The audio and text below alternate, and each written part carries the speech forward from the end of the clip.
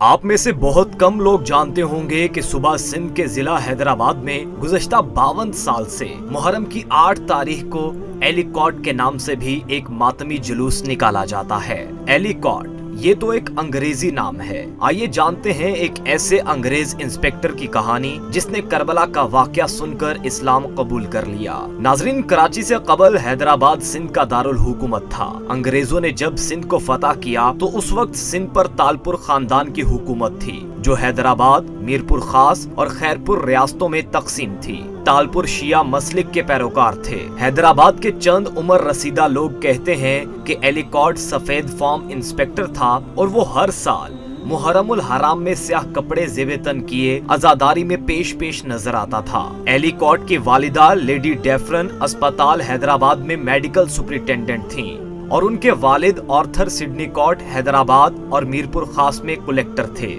ایلیکاٹ کی والدہ کا منشی محمد علی شیعہ مسلک سے تھا۔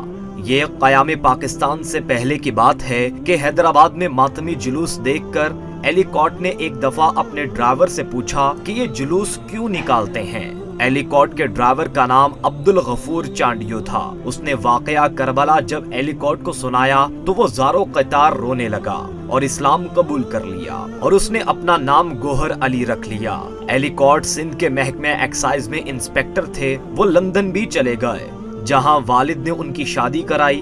ان کی ایک بیٹی اور بیٹا بھی تھا۔ ایلیکاٹ نے اپنی انگریز بیوی کو بتایا کہ وہ مومن ہونا چاہتے ہیں، اس لیے ان کے سامنے 2 راستے ہیں۔ پہلا یہ کہ وہ بھی مسلمان ہو جائیں اور دوسرا یہ کہ وہ واپس انگلینڈ چلی جائیں اور اپنی زندگی گزاریں۔ ان کی بیوی نے دوسرا راستہ اختیار کیا اور وہ بچوں سمیت انگلینڈ چلی گئیں، جہاں سے وہ کبھی بھی چارلی کے لیے لوٹ کر نہیں آئیں۔ قیام پاکستان کے بعد انہوں نے واپس جانے سے انکار کیا اور یوں ایلیکاٹ اور ان کی والدہ پاکستان میں ہی مقیم ہو گئے۔ حیدرآباد کے پکے قلعہ میں چانڈیو کی امام بارگاہ سے پہلی بار ذوالجناح کا جلوس نکالنے کی تیاری کی گئی۔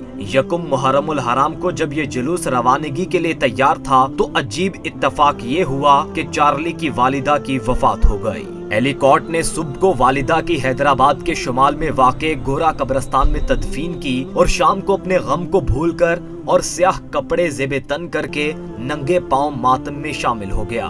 قیام پاکستان سے کچھ عرصہ قبل وہ اجمیر شریف میں خواجہ معین الدین چشتی کی درگاہ پر چلے گئے، جہاں انہوں نے 6 ماہ تک ملنگوں والی زندگی گزاری۔ 6 ماہ بعد حیدرآباد لوٹ آئے اور بقیہ تمام زندگی اپنے ڈرائیور عبدالغفور کے پاس رہ کر گزاری۔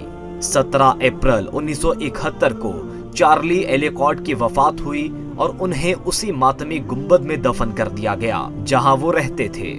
ایلیکاٹ کی وفات کے بعد اشرف شاہ کے پڑ کا نام ایلیکاٹ کے نام سے مشہور ہو گیا۔ پڑ سندھی میں اس علاقے کو کہتے ہیں جہاں علم لگایا جاتا ہے اور ذوالجناح کا جلوس نکالا جاتا ہے۔ حیدرآباد میں ماتمی جلوسوں کی منزل یہ قدم گاہ ہوتی ہے۔ یکم محرم سے لے کر عاشورہ تک جلوس یہاں پر سلامی دیتے ہیں یا یہاں پر اختتام پذیر ہوتے ہیں۔ محرم الحرام کے علاوہ بھی روزانہ عقیدت مند یہاں آتے ہیں۔ ایلیکاٹ کا پڑ یہاں سے صرف نصف کلومیٹر دور ہے۔